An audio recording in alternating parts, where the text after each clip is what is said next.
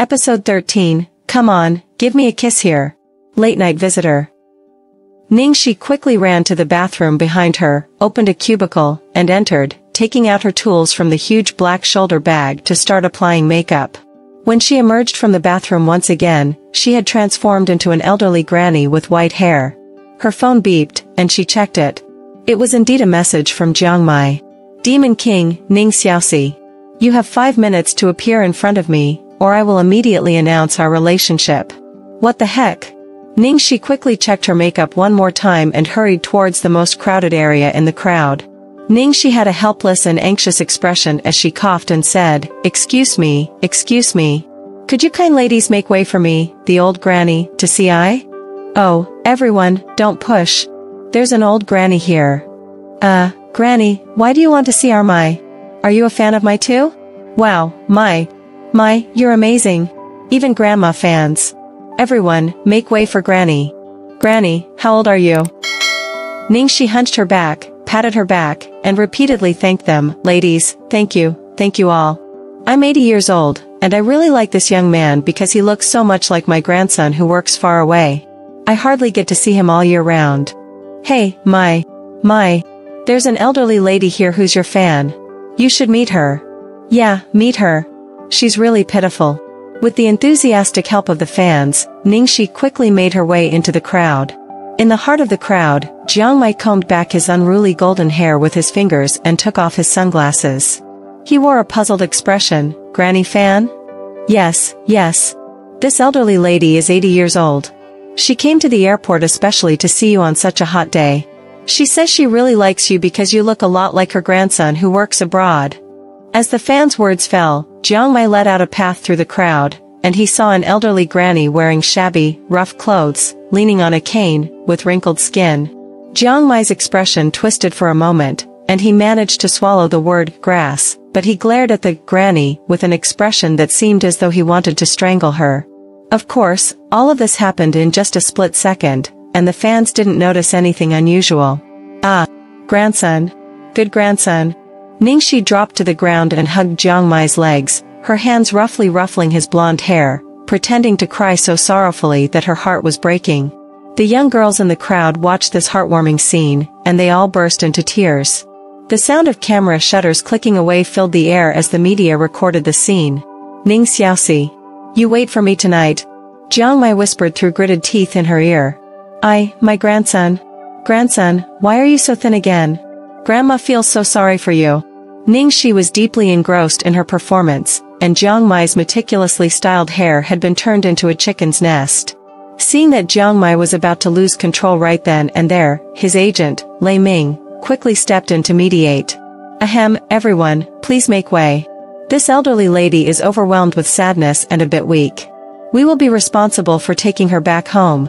Jiong maintained his gentle and considerate demeanor, but he was secretly pinching someone's hand, and he swiftly left the airport. Inside the black nanny car. Good grandson, do you know where your grandma lives? Ningxi, why don't you call me grandson again? Grandson, I did. How was that?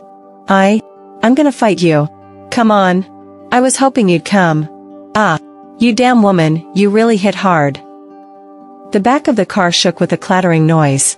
Their agent, Lei Ming, who was driving in the front, looked at Jiong situation in the rearview mirror with a speechless expression. Mai, I told you earlier that you couldn't outplay her, but you didn't believe me. Now look at this. Tomorrow's headline will change from a beautiful woman picking up Jiong to an old granny picking him up. Jiong who had his hands cuffed behind his back and was being pressed down onto the car seat by Ningxi, looked extremely unheroic. Lei Ming, you're making too much noise. Jiong isn't angry. Ningxi, who was having a blast, spoke to defend him. Jiong who was already beaten, was depressed and said, shut up. Lei Ming looked at the chaos in the rearview mirror and sarcastically said, Ningxi, could you be a little more gentle? Brother Lei is begging you. He still has a movie, an advertisement, and a magazine cover to shoot this month. I know, Brother Lei. I won't hurt his face. Just let me have my way. Jiong whose head had been turned into a bird's nest, was in no mood to be handsome at the airport, and now he was being handcuffed and pressed into the car seat, feeling like he had been through hell. Ningxi. You forced me to do this. Ningxi was having so much fun that Jiong Mai didn't see it coming. He suddenly moved the cuffed hands behind her neck and pushed down. As he was about to get close to her lips, Jiong Mai suddenly turned his head away forcefully. Ugh. Ningxi laughed so hard that she clutched her stomach and rolled up into a ball. Come on. Give me a kiss here. Grandma looks beautiful tonight, right? Looking at her wrinkled face and warts, Jiong Mai lay there lifelessly, like a dead fish. Ningxi finally had her fill of laughter and panted as she got up. Why so angry? Who told you to set me up first? You're not allowed to do it to me in return? Damn it, haven't seen each other for so long, and you don't miss me at all? You actually beat me as soon as you see me. Jiong Mai glared at her, his eyes filled with a trace of grievance. Ningxi laughed, of course I do. I told you at the airport, Grandma missed you so much. To avoid getting mad, Jiong Mai finally gave up on trying to communicate with her. He held up his cuffed hands and said angrily, hurry up and unlock this for me. Where did you get these handcuffs? Aren't they banned in China? Ningxi touched her chin and said, oh, these? I think I bought them from an adult toy store on Taobao. They were on sale for 9.9 yuan. Worried that the two of them might start fighting again, Lei Ming quickly changed the subject. The reporters and fans have been left behind. Where should we go now? Jiong Mai took out a small mirror to fix his hairstyle and replied without looking at her, back to my villa on the outskirts of the city. Ningxi immediately straightened up. Then, drop me off on the side of the road, and I'll take a taxi back on my own. Huh, you want to run tonight? I don't think you have anywhere to go. Jiong Mai, with his hands cuffed, locked the car door directly.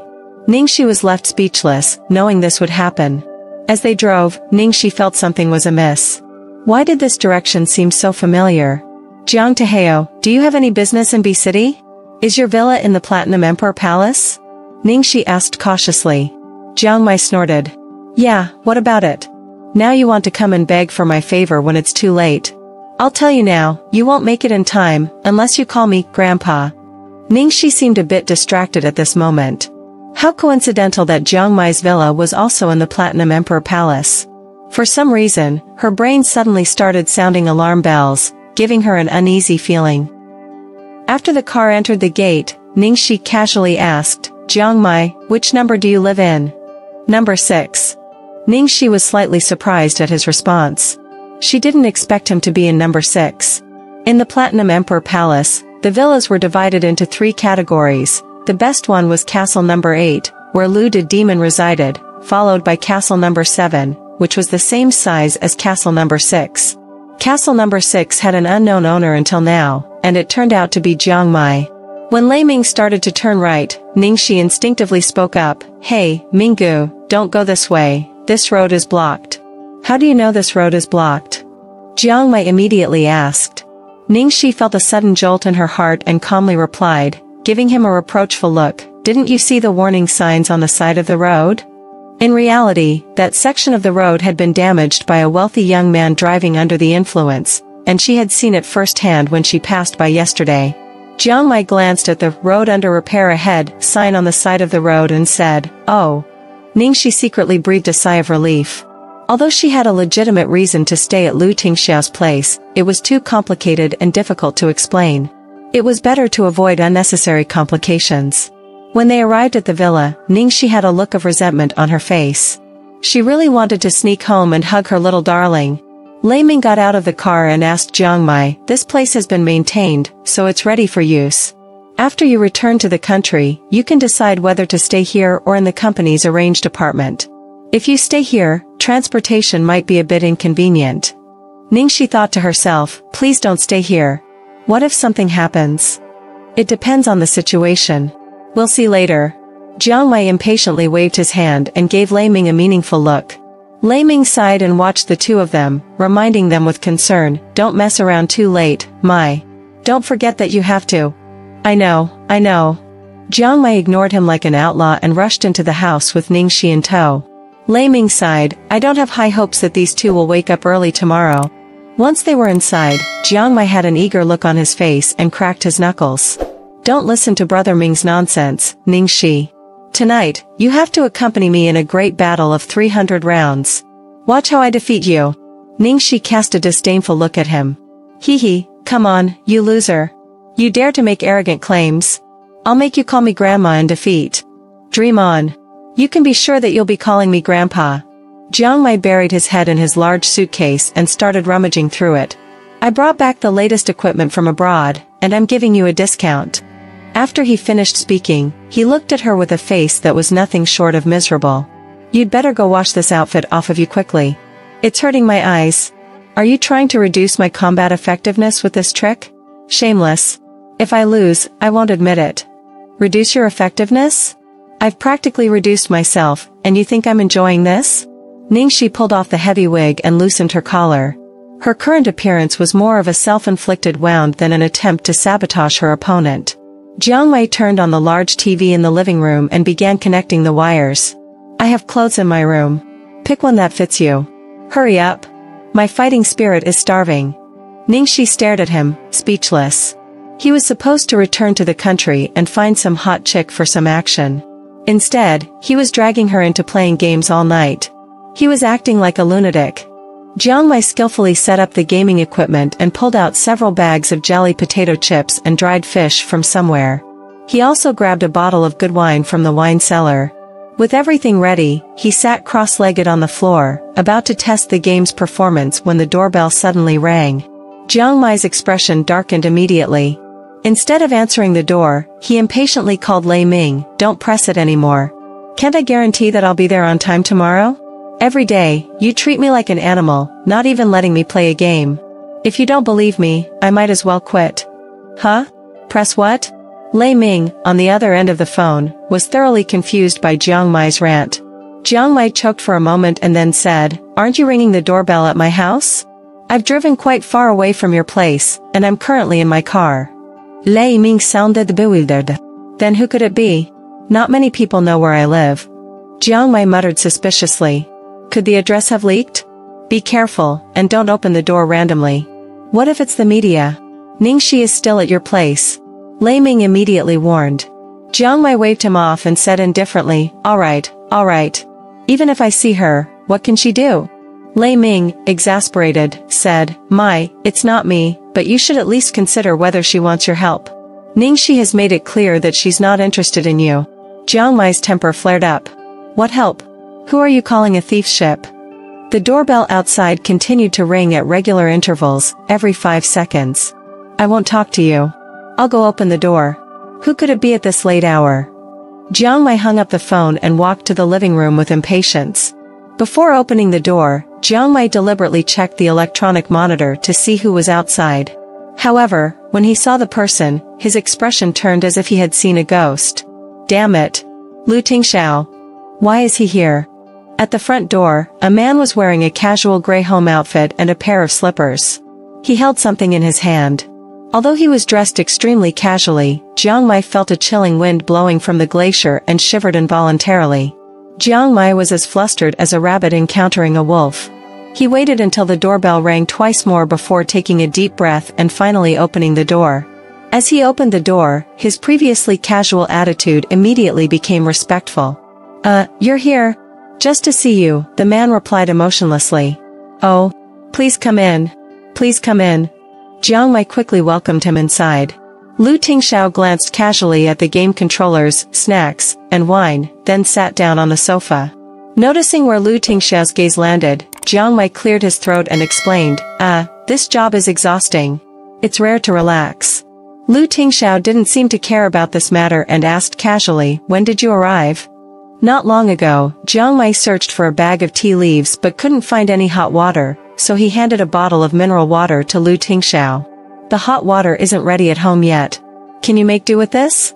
No need to rush. I'll leave in a while, Lu Tingxiao said as he pointed to several boxes he brought with him. These are from your mother. Why didn't she just send someone to deliver these? Why trouble you to come in person so late at night? Jiong Mai silently complained about his own mother, feeling that she must have known and deliberately sent him to check on her son. How long are you planning to stay? Lu Tingxiao asked with the tone of an elder and a boss. Jiong Mai sat up straight and answered obediently, barring any unexpected circumstances, I should be settling back in China after this trip. Although many people in the entertainment industry are rushing to go abroad these days, the film and television industry in China has been developing rapidly in recent years, and the market is huge. While it's necessary to learn from abroad, I believe the emphasis should still be on China. Alright, Lu Tingxiao nodded in rare approval.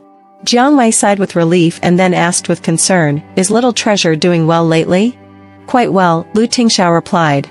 Oh, by the way, I brought some toys for him and a little gift for you. I originally planned to visit tomorrow, but I didn't expect you to come first.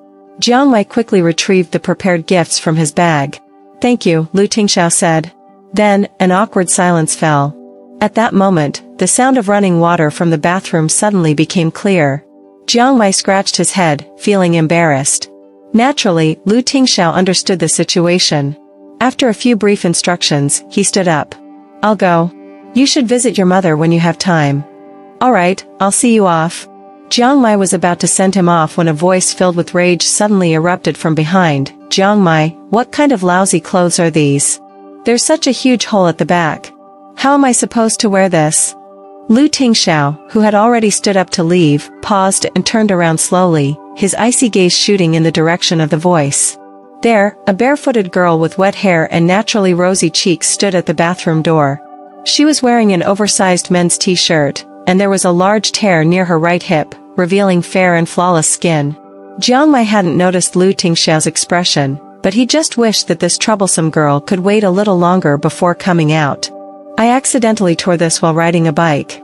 With so many clothes to choose from, why did you have to pick one with a hole? Jiong Mai said, exasperated, and then turned to Lu Tingxiao with a slightly awkward expression. This is my friend, Ningxi. After saying this, Jiong Mai suddenly realized that Ningxi's expression was somewhat strange. She stared fixedly at Lu Tingxiao as if she'd lost her soul. This girl, did Lu Tingxiao's good looks affect her to this extent? She was completely mesmerized, and her eyes were wide open. Jiong Mai felt extremely uncomfortable seeing Ningxi in this state. With a stern expression, he said, Ningxi, this is my uncle, Lu Tingxiao. Why are you so dumbfounded? Call him. At this moment, with wet hair and holding the torn part of her clothes, Ningxi finally found her voice and, in a surreal tone, dryly uttered, Uncle. Her tone was more of a question than a statement, but it sounded like she was calling him uncle. As a result, Lu Tingxiao's face, which had been as cold as a glacier, seemed to have just massacred 18 layers of hell, emanating an aura of extreme coldness and horror, leaving both of them shivering. The bizarre atmosphere lasted for who knows how long until Lu Tingxiao's gaze froze on Ningxi's body, and he finally spoke, the person you said you wanted to pick up is Mai. Jiong Mai, who was standing by, was dumbfounded. Ningxi, do you know my uncle?